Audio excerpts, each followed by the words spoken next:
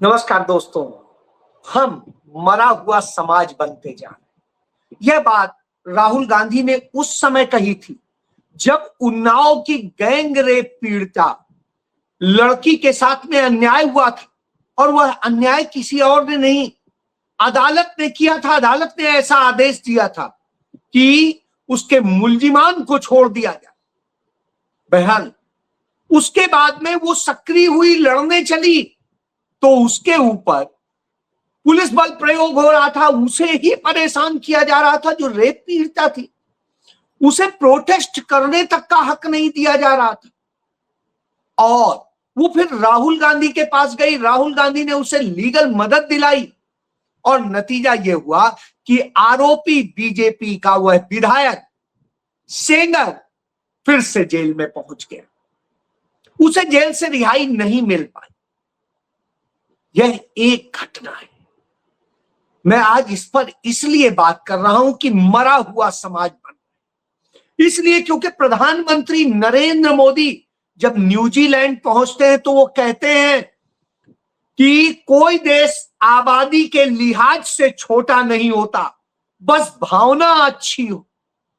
यानी जो न्यूजीलैंड बहुत छोटी सी आबादी का देश है, उस देश के लिए उन्होंने यही कहा कि इससे छोटा नहीं होता, भावना होनी चाहिए। जी हां, क्योंकि न्यूजीलैंड के लोग एक भी गलत बात बर्दाश्त नहीं करते, चाहे कोई भी उनका प्रिय से प्रिय सत्ता में बैठा हो। और उन्होंने सत्ता को आईना दिखाया। जिसने भी गलत किया है, वो चाहे सत्ता का हो चाहे विपक्ष का हो, उसको उसी तरह कटघरे में खड़ा किया है जो करना चाहिए एक सजग समाज को, जिस समाज की भावना होनी चाहिए। जनता ने उसे कहा कि हां, तुमने यह पाप किया, और अपने बड़े बड़े नेताओं को उसने साइडलाइन कर दिया। नेताओं ने भी उसे स्वीकार किया। क्यों? क्योंकि वो जानते थे कि उनका देश मरा हुआ समाज नहीं। लेकिन आज क्या? आज भारत में सचमुच मरा हुआ ही समाज बन गया है। और इसका एक उदाहरण दे रहा हूं। तेलंगाना में, हैदराबाद में, वहां पर जो होता है, रंगारेड्डी जिले में एक छोटी बच्ची के साथ रेप का आरोपी होता है और उस आरोपी को अदालत अग्रिम जमानत दे देती है। जी हां, अदालत अग्रिम जमानत दे देती है उस छोटी बच्ची के साथ रेप करने वाले। और नतीजा क्या होता है?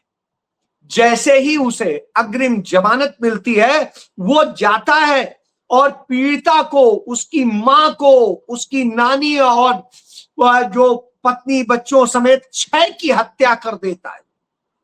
अब आप सोचिए कितना घिनौना व्यक्ति है कि वो नाबालिग लड़की, उसकी मां, नानी और जो आरोपी है उसी की पत्नी और बेटे, उनकी भी हत्या कर देता है।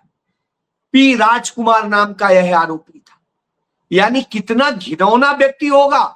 उसकी पत्नी ने यह साहस किया था कि वो मरा हुआ समाज नहीं है, और उसने अपने पति के भी खिलाफ बोला था कि मेरे पति ने यह घिनौना काम किया है, मैं उसे क्षमा नहीं करूंगी। और उस छोटी सी बच्ची के साथ रेप करने वाले के प्रति अदालत ने संवेदना दिखाई और अग्रिम जमानत दे दी। यहां तो कम से कम कुलदीप सेंगर जेल में था, पहुंचा था, बड़ी मुश्किलों से पहुंचा था। आदित्यनाथ उसके खिलाफ एफआईआर नहीं दर्ज होने दे रहे थे। लंबे समय तक उसे बचाने की कोशिश की। उसने जो पीड़िता थी, उसके पिता, उसके चाचा, उसके वकील और न जाने कितनों को मौत के घाट उतार दिया। उसके बाद कांग्रेस पार्टी ने उसकी मां को टिकट दिया था उन्नाव से, लेकिन उन्नाव का मरा हुआ समाज उसको जिताने के लिए नहीं तैयार हुआ। वह उन्नाव जिसका एक महान इतिहास रहा। 1800 जो है 56 के दशक में, जो है 50 के दशक में, वो उन्नाव जिला बना था। इतना पुराना जिला, और देश की आजादी के आंदोलन में उसका महान योगदान था। बड़े बड़े आंदोलनकारी हुए, बड़े बड़े जो है वहां से साहित्यकार हुए। उस उन्नाव में यह हो रहा था। और आज जो समाज है वो मरा हुआ समाज। जी हां, इसीलिए मैं कह रहा हूं कि नरेंद्र मोदी सही कह रहे हैं कि आबादी के लिहाज से कोई छोटा बड़ा नहीं होता, बस उसकी भावना अच्छी है बुरी है उसके आधार पर होता है। बिल्कुल सही, बड़े दिनों बाद उन्होंने सही बात कही। और जब ये सही बात कही हो तो एक और घटना का जिक्र कर देता। घटना गाजियाबाद की है। एक 7 साल की बच्ची, 7 की है या 4 की है, उस बच्ची के साथ में गैंग रेप किया जाता है। दिल्ली से बिल्कुल सटा हुआ है, तथाकथित राम राज्य है। और उस राम राज्य में उस बच्ची के साथ में, जो बिहार से परिवार आया था, मजदूरी करके अपना घर चलाता था, उस परिवार की उस बच्ची को वो ले जाते हैं और मॉल के जो है बेसमेंट में उसके साथ रेप करते हैं और फिर फेंक देते हैं, मार डालते हैं। सोचिए आप, मर तो वैसे ही गई थी। तो जब मरणासन हो जाती है तो अब आप इससे समझ सकते हैं इतनी बीभत्स घटना हुई, आपको कहीं कोई संवेदना दिखाई दी? टीआरपी भी नहीं आती। माफ कीजिएगा, आप लोग भी इन सच को देखना नहीं चाहते। आपको तो मसालेदार चीजें चाहिए, जहां रिसर्च होगी, जहां मेहनत करके और सच को सामने लाया जाएगा, जो समाज के प्रति अपराध है, आपके प्रति, आपके पड़ोसी के प्रति, आपके आसपास जहां यह अपराध हो रहे हो। आप कितना हो देखते हुए निकल जाते हैं, कोई कुछ करे। तो इस तरह से उसकी हत्या कर दी गई और सब कर दिया गया। किसी को संवेदना नहीं दिखाई दी। सत्ता पक्ष में संवेदना है नहीं, पुलिस भी असंवेदनशील दिखाई। तब कांग्रेस के लोग वहां गए। कांग्रेस की स्थिति यदि यूपी में कहेंगे तो आज की डेट में बहुत मजबूत नहीं है, लेकिन कम से कम मैं इस बात के लिए बड़ा शुक्र अदा करता हूं कि कांग्रेस पार्टी बार बार जहां कहीं भी इस तरह की घटना होती है, उसके जिला स्तर के नेता, राज्य स्तर के नेता और अंत में राष्ट्रीय स्तर के नेता और खुद राहुल गांधी, प्रियंका गांधी जैसे लोग भी पहुंचते हैं। इसके अलावा किसी पार्टी का कोई नहीं पहुंचता। क्यों नहीं पहुंचता?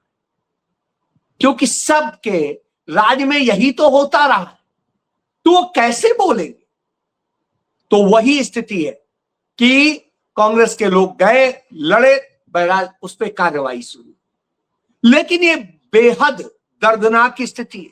और जब यह दर्दनाक स्थिति हो तो फिर और देख लेना चाहिए कि कैसे कैसे हो रहा है। ये घटना गोरखपुर की है, वहां से जहां से चुन के आते हैं आदित्यनाथ, और वो जो है योगी बन के बैठे हैं, संत खुद को बताते हैं। और हालत ये है, वहां एक लड़की अपने पिता को हॉस्पिटल ले जा रही थी, उसकी गाड़ी एक बाइक से टच हो गई। उसने माफी भी मांगी और कहा कि चलिए आपको चोट वोट है तो हम इलाज करा देते हैं आपको अच्छे से। रेलवे हॉस्पिटल में ले जा रही थी क्योंकि रेलवे में उसके पिता होते थे। वो अपने दोस्तों को बुला लेता है, उसको मारता है, सरेआम मारता है।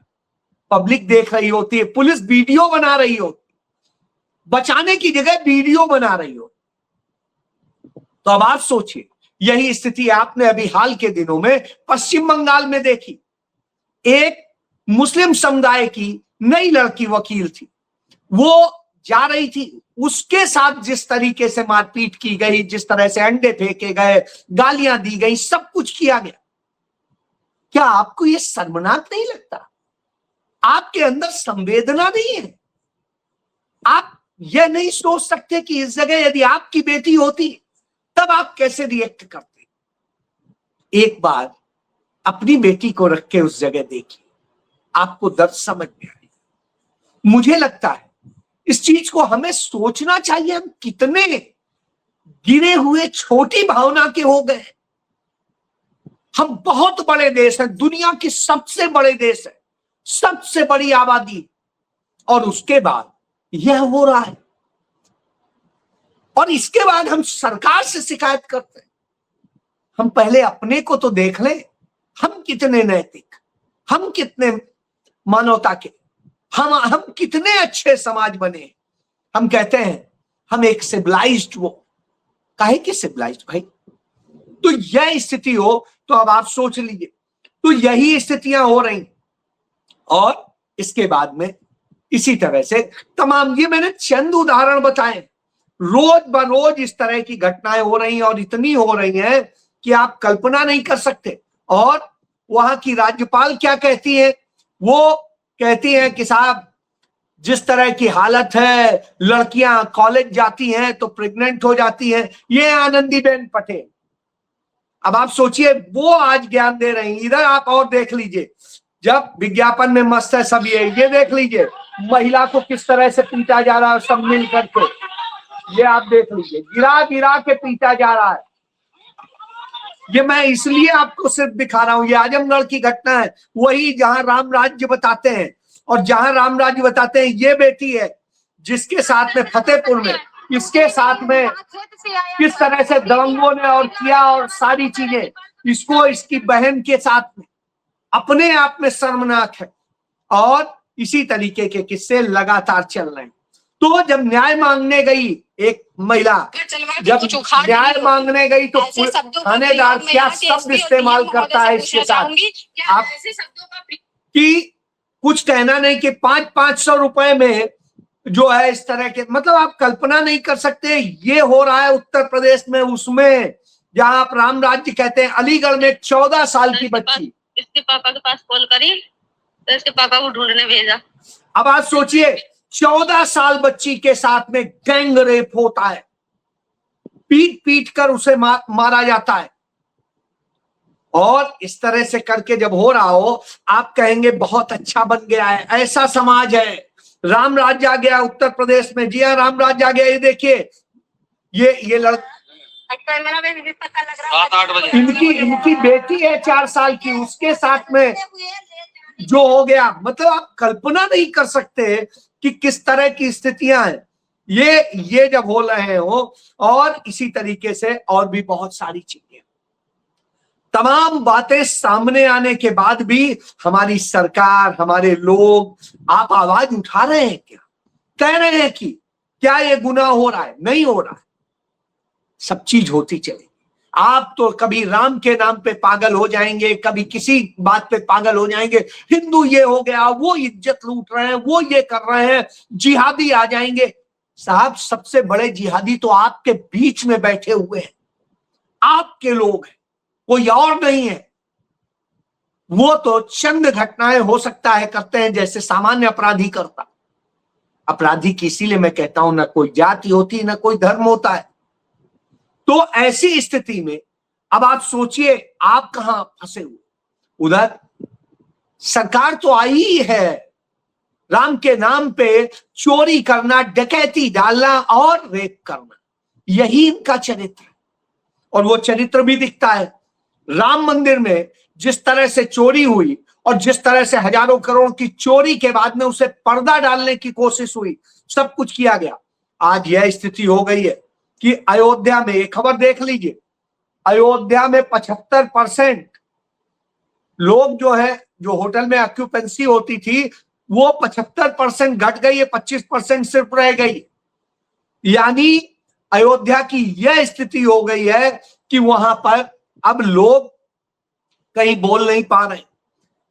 आप उसके अलावा देख लीजिए, इसी तरीके से जो चोरी करने वाले हैं उनको बचाने का खेल हो रहा है, सब कुछ हो रहा है। जनता से कोई निकल के आ रहा है, कोई प्रोटेस्ट कर रहा है, कहीं दिखाई दे रहा है?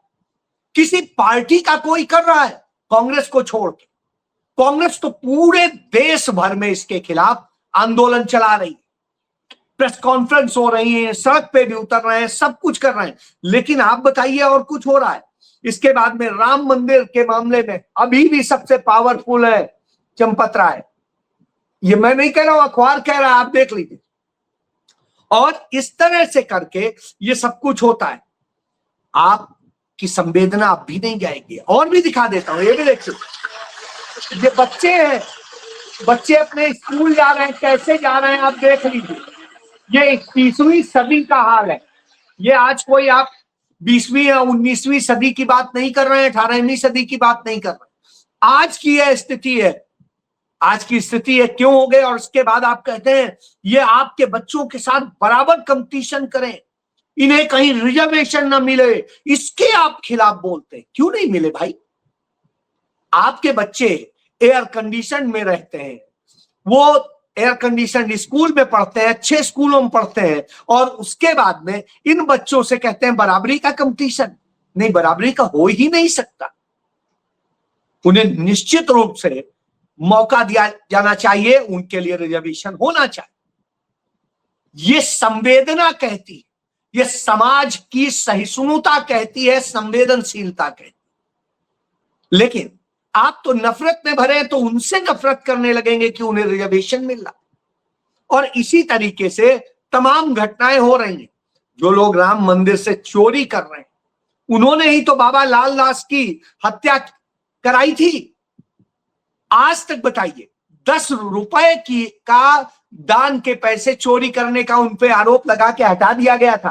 क्यों? आरएसएस को इस मंदिर पर कब्जा कराना था। ये देख लीजिए खबर, ये हत्या करा दी गई थी और आज तक हत्यारे नहीं पकड़े गए। आरएसएस और विश्व हिंदू परिषद का किया गया यह अपराध आपके सामने है।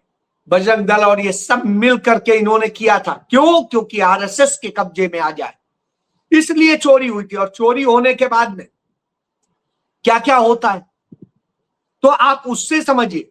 चोरी होने के बाद में स्थिति है, सीना जोरी होती है।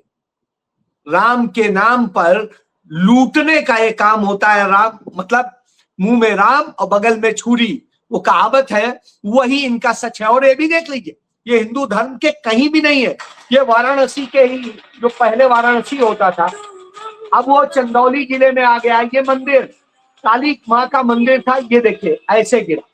ये काली माँ का मंदिर तोड़ दिया। ये कोई 1-2 साल, 10 साल, 20 साल, 50 साल पुराना नहीं था, 200 साल से भी अधिक पुराना था।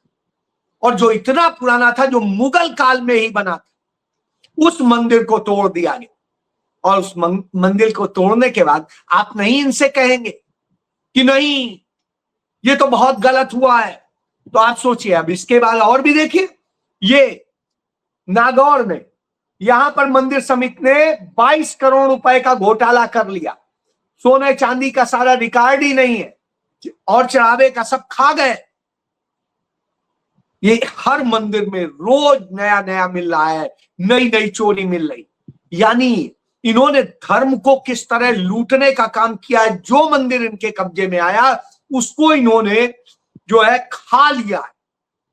तब आपसे बताते, आप जब इस तरह से होते हैं, तब आपको एक उदाहरण दिखाते हैं, बहुत अच्छा उदाहरण है, ये देखिए।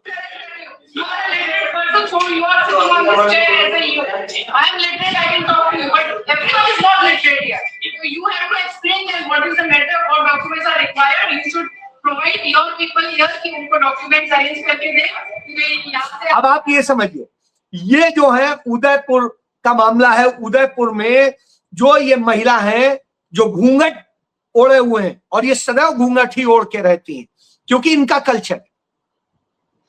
यही बात राहुल गांधी कहते हैं, महिला का अपना विषय है, वो कैसे रहना चाहती है। वो घूंघट पहन के रहना चाहती है, वो हटा के रहना चाहती है, वो जो है क्या कहते हैं बुर्का पहनना चाहती है, वो हटाना चाहती है, उसकी मर्जी। वो हिजाब में रहे ना रहे तो ये उसकी मर्जी है, आपको परेशानी क्यों? ये विधायक रही है कांग्रेस की, पूर्व विधायक हैं, और ये ईओ के पास गई थी, जो नगर पालिका का एग्जीक्यूटिव ऑफिसर होता है, और उससे जनता की समस्याओं को लेकर लड़ रही थी। हालांकि वही जनता जिसने उन्हें हरा दिया था, उसी के लिए वो लड़ने गई थी। और ये प्रीति सिंह सक्तावत नाम है इनका। और प्रीति जिस तरह से उससे लड़ करके उनको हक दिलाने के लिए बात कर रही थी, वह अपने आप में मायने रखता है। यानी समाज यह होता है, भले ही आप घूंघट में रहो, लेकिन यदि आप समाज के लिए आवाज बन रहे, तब आप, नहीं तो मरे हुए समाज तो आप बन ही चुके। भले बड़ी भारी आबादी बताओ, लेकिन वो प्रधानमंत्री है, इतनी बड़ी आबादी का प्रधानमंत्री, इतने संसाधनों से युक्त भारत का प्रधानमंत्री, जो अमेरिका के आगे झुक जाता है, इजराइल के आगे झुक जाता है, चीन के आगे झुक जाता है, हर जगह झुकाई तो दिखाई देता है। और फिर भाड़े के टट्टुओं से वो कराता है तमाम सारे कि हाँ इतना बड़ा वहां सम्मेलन करा दिया कि ऑस्ट्रेलिया में या कहीं और न्यूजीलैंड में कहीं पे भी, और वो सब सामने आ जाता है, थोड़ा दिन ही लगता है, सब सामने आ जाता है। यह सच। पहचानिए कौन आपका है, कौन आपके लिए लड़ता है। जी, सच को नहीं जानेंगे तो यूं ही मरते रहेंगे। कल आपकी बेटी का भी नंबर आएगा, आपकी भी जमीन का नंबर आएगा, आपके लोगों का भी। जी हाँ, जय